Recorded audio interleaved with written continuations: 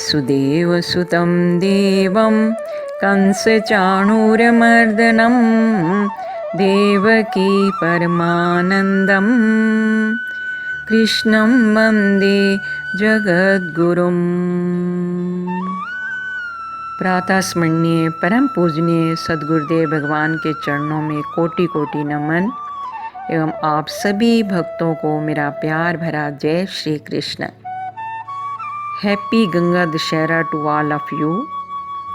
गंगा दशहरे के पावन पर्व की सभी भक्तों को बहुत बहुत शुभकामनाएं एवं हार्दिक बधाई। गंगा दशहरा ज्येष्ठ मास शुक्ल पक्ष की दशमी तिथि को मनाया जाता है, जो इस बार 1 जून 2020 को है।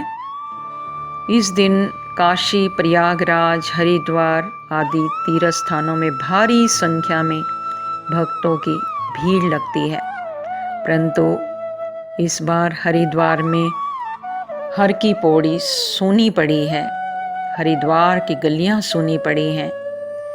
इस बार तो वहां जाना भी पॉसिबल नहीं है। मन में एक भाव है, एक तड़प है गंगा जी में स्नान करने की, हरिद्वार जाने की, पर लॉकडाउन के कारण इस बार नहीं जा पाएंगे।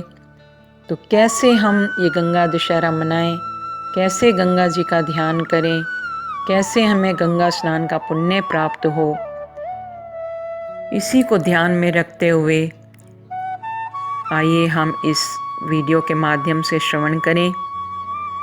सबसे पहले हाथ जोड़कर गंगा माँ का ध्यान करते हुए उनका नाम सुमिरन करें और गंगा माँ से प्रार्थना करें कि जल्दी से जल्दी जो हमारे इस देश पर, पूरे विश्व में जो संकट छाया है, हे गंगा माँ हम सब के अपराधों को, पापों को क्षमा करें और इस महाशत्रु का विनाश करें गंगा माँ, ताकि जल्दी से जल्दी हम आपके द्वार पर आएं और आपके पवित्र निर्मल जल में गोता लगाकर अपने पापों को क्षीण करें, नष्ट करें और आपका पावन दर्शन करके अपने जीवन को सफल बनाएं। तो सभी भाव से सुमिरन करें। ओम गंग गोविंदाय नमः। ओम गंग गोविंदाय नमः। ओम गंग गोविंदाय नमः।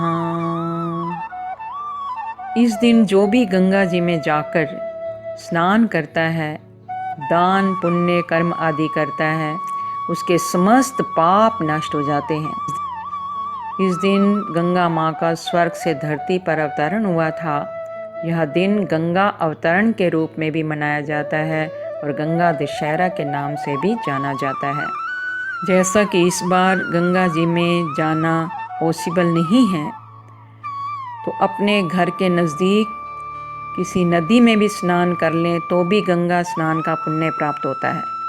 और यदि वो भी संभव ना हो तो अपने घर में ही प्रातः ब्रह्म मुहूर्त में उठकर गंगा जल डालकर स्नान करें, पंच स्नानी करें अथवा मानसिक रूप में गंगा माँ का ध्यान करें व गंगा जल का सेवन करें, तो भी गंगा स्नान का पुण्य प्राप्त होता है। गंगा हम सब की पूजनीय माँ है, अति करुणामयी हैं, चैतन्य रूपी हैं, जीवन दायिनी एवं पतित पावनी हैं। जैसे एक जन्मदात्री माता बच्चे का योग क्षेम करती हैं, उसका सब ध्यान रखती हैं, ऐसे ही जो भी गंगा माँ की शरण में जाता है, गंगा मैया उसे अपने हृदय से लगाती हैं और उसके पापों का हरण करके उसे मन वांछित फल प्रदान करती हैं। गंगा का जल बड़ा ही पवित्र माना गया है। आज ऑलमोस्ट हम सभी के घरों में गंगा जल सदैव रखा ही रहता है। गंगा जल से हम पूजा करते हैं, गंगा जल का हम आचमन लेते हैं और किसी के प्राण छूटने वाले हों तो उस अंतिम समय में यदि उसके मुख में थोड़ा सा गंगा जल डाल दें तो उसकी मुक्ति हो जाती है। एंड टाइम में हर प्राणी को गंगा जी में जाकर ही मिलना होता है। गंगा के जल का किसी भी जल से कंपेयर नहीं किया जा सकता।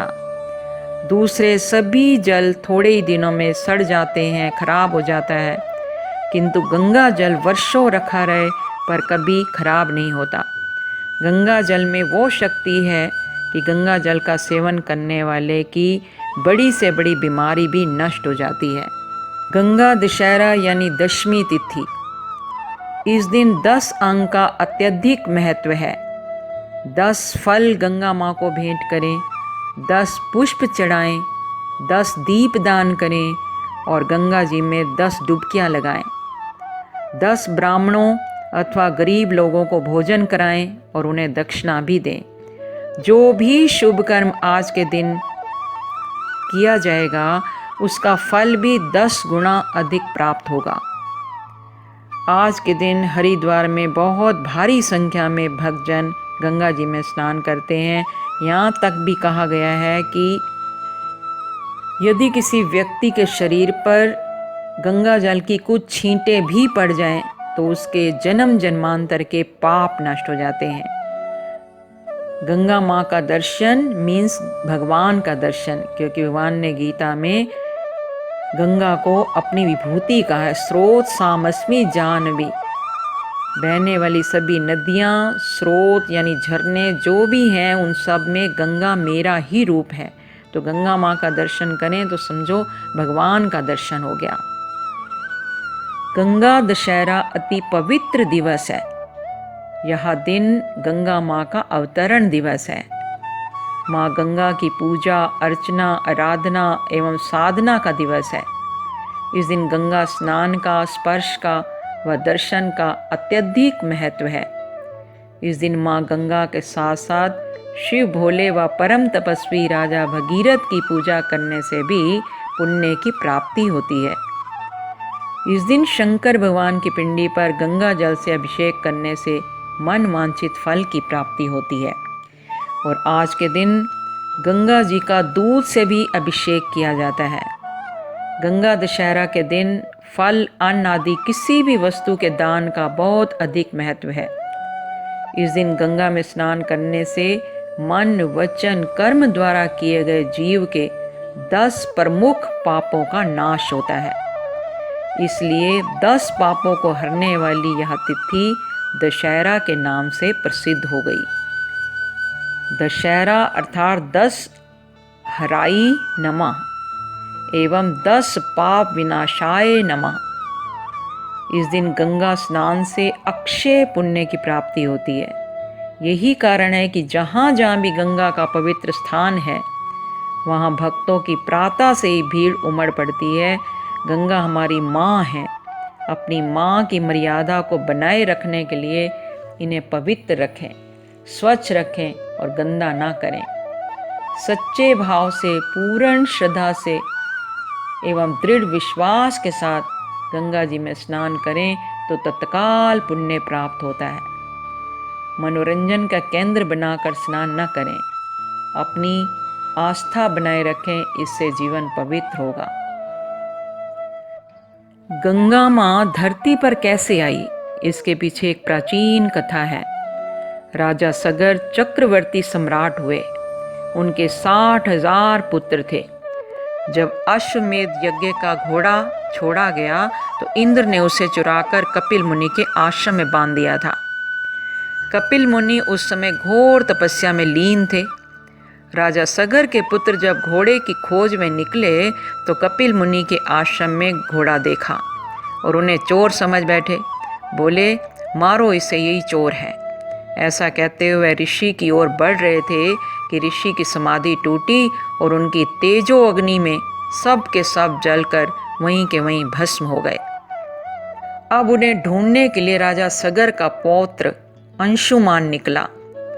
उसने कपिल मुनि की स्तुति की तो मुनि ने उनसे कहा, यह घोड़ा तेरे पितामह का है, ले जा इसे। अंशुमान ने ऋषि से अपने सभी चाचाओं के उद्धार का उपाय पूछा। ऋषि ने कहा, इनका उद्धार गंगा जल से ही हो सकता है। यदि गंगा जी यहाँ पधारें तभी संभव हो सकता है, अन्यथा कोई उपाय नहीं। गंगा को प्रसन्न करने के लिए अंशुमान ने, उनके पुत्र दिलीप ने और दिलीप के पुत्र भगीरथ ने कठिन तप किया। 3 पुरुषों का पुण्य एकत्र हुआ तभी गंगा अवतरण हुआ। अर्थात 3-4 जन्म का तप पुण्य एकत्र होने पर ही ज्ञान गंगा का अवतरण होता है। राजा भगीरथ की कठिन तपस्या से गंगा माँ प्रसन्न हुई, परंतु भगीरथ से कहा, मेरा तेज, मेरे प्रवाह की गति इतनी तीव्र है कि इसे कोई भी सहन नहीं कर पाएगा। राजा भगीरथ ने हाथ जोड़कर विनय भाव से पूछा, माँ, इसका कोई तो उपाय होगा, कृपा करके मेरा मार्गदर्शन कीजिए माँ, आपकी अति कृपा होगी। तब गंगा माँ ने उन्हें शंकर भगवान की तपस्या करने के लिए प्रेरित किया और बोली, एक उपाय है, यदि भगवान शंकर मुझे अपनी जटाओं में धारण कर लें तो तुम्हारा कार्य सिद्ध हो सकता है। राजा भगीरथ ने गंगा माँ को प्रणाम किया और चल पड़े। भगवान शंकर को प्रसन्न करने के लिए राजा भगीरथ ने घोर तप किया और देवों के देव महादेव से मदद की गुहार लगाई। भगवान शंकर प्रसन्न हुए, गंगा को अपनी जटाओं में धारण करके उन्हें धरती पर जाने का आदेश दिया। भगवान शिव की जटाओं से निकलकर हिमालय के गोमुख से निकलती हुई पहाड़ों से टकराती हुई हरिद्वार में ज्येष्ठ शुक्ल दशमी को ब्रह्मकुंड में आई। तभी से यह दिवस गंगा दशहरा के रूप में मनाया जाने लगा। भागीरथ जी का सारा शरीर घोर तपस्या करते करते लहूलुहान हो चुका था, परंतु फिर भी वे प्रसन्न थे कि आज उनकी तपस्या पूर्ण हुई और गंगा माँ की कृपा से आज उनके पूर्वजों का उद्धार होगा। भागीरथ जी आगे आगे चल रहे थे और गंगा माँ उनके पीछे पीछे। हरिद्वार के बाद गढ़मुक्तेश्वर होती हुई भागीरथ का अनुसरण करती रही और आगे चलकर गंगा माँ ने पूछा, हे भागीरथ, क्या मुझे तुम्हारी राजधानी के द्वार तक जाना पड़ेगा? भागीरथ ने हाथ जोड़कर कहा, नहीं माते, मैं आपको अपने पूर्वजों का उद्धार करने व जगत की भलाई के लिए धरती पर लाया हूँ, अपनी राजधानी की शोभा बढ़ाने के लिए नहीं। गंगा माँ बहुत प्रसन्न हो गई और बोली, हे वत्स भगीरथ, मैं तुम पर बहुत अधिक प्रसन्न हूँ, अतः आज से मैं अपना नाम भी भागीरथी रखती हूँ। लोग मुझे तुम्हारे नाम से जानेंगे, भागीरथी गंगा। इस प्रकार वह इलाहाबाद, बनारस, पटना होते हुए कलकत्ता में कपिल मुनि के आश्रम पहुँचे। तत्काल 60,000 राख की ढेरियां माँ गंगा के पवित्र जल में डूब गईं। कपिल मुनि गंगा को धरती पर अवतरित देखकर अत्यंत प्रसन्न हुए। तब राजा भगीरथ ने विनम्र प्रार्थना की, हे मुनीश्वर, आप मेरे पूर्वजों को अपने श्राप से मुक्त करें। भागीरथ की प्रार्थना को स्वीकार कर मुनि ने उन्हें श्राप मुक्त कर दिया। राजा भागीरथ के पूर्वजों को मोक्ष की प्राप्ति हुई। गंगा को आगे सागर दिखाई दिया तो गोमुख से निकली यही गंगा हजारों मील धरती को सींचती हुई यहाँ आकर सागर में समा जाती हैं और वो स्थान कहलाता है गंगा सागर। गंगा सागर में पतित पावनी मोक्षदायिनी गंगा को भी मिलती है मुक्ति, और जो सागर को छूकर अमर हो जाती हैं, यह गंगा माँ का अंतिम पड़ाव है, जहाँ सागर में समाकर पूर्ण होती हैं पतित पावनी गंगा माँ। इसीलिए कहा जाता है, सारे तीर्थ बार बार, गंगा सागर एक बार। अर्थात सारे तीर्थों में स्नान करने का फल गंगा सागर में एक बार डुबकी लगाने से प्राप्त हो जाता है। हम पर तो गुरुदेव भगवान की बड़ी कृपा है। परम पूज्य स्वामी जी के चरण शरण में रहकर कई बार गंगा सागर की यात्रा करने का सौभाग्य प्राप्त हुआ, और पहली बार जब गंगा सागर की यात्रा की आई थिंक 1990 में, उसके बाद से जीवन में काफ़ी परिवर्तन हुआ। तो ये गुरुदेव भगवान की कृपा का और पूज्य स्वामी जी के आशीर्वाद का ही प्रताप है। उसके बाद कई बार जाने का अवसर मिला, गंगा सागर में स्नान किया भक्तों के साथ। ये प्रभु की कृपा ही है। अंत तो गत्वा गंगा माँ की महिमा अगाध है, असीम है व अनंत है। अंत समय में यदि मुख में गंगा जल पड़ जाए या गंगा माँ का ध्यान करते हुए प्राण छूट जाए तो पापी से पापी जीव भी तर जाता है, वह मोक्ष प्राप्त करता है। गंगा जल का स्पर्श यदि मृत्यु के पश्चात भी मुक्ति देता है तो जीते जी उसका पान करने से कितना पुण्य प्राप्त होगा, कैसी सद्गति मिलेगी, इसमें कोई आश्चर्य की बात ही नहीं है। गंगा ज्ञान का स्वरूप है, भगवान नारायण के चरणों से प्रकट हुई हैं। गंगा जी भगवान नारायण के चरणों में हैं और शिव जी के शीश पर ये दुनिया का पाप हरने वाली है, सगर के पुत्रों को तारने वाली हैं, जिनकी दुनिया करती है भक्ति और जिनके स्पर्श मात्र से मिलती है मुक्ति। गंगा पुत्र भीष्म ने अंत समय में अपनी माँ गंगा का ध्यान किया, सो मोक्ष की प्राप्ति की। आज भी कुछ संतजन भक्तजन मात्र गंगा जल का ही सेवन करते हैं। गंगा दशहरा के नेक्स्ट डे निर्जला एकादशी उपवास होता है।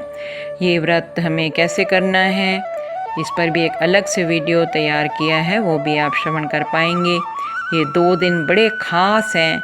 इन दोनों दिनों में अधिक से अधिक प्रभु का नाम जपें, गुरु मंत्र का जाप करें, गीता पाठ करें, दान पुण्य कर्म करें।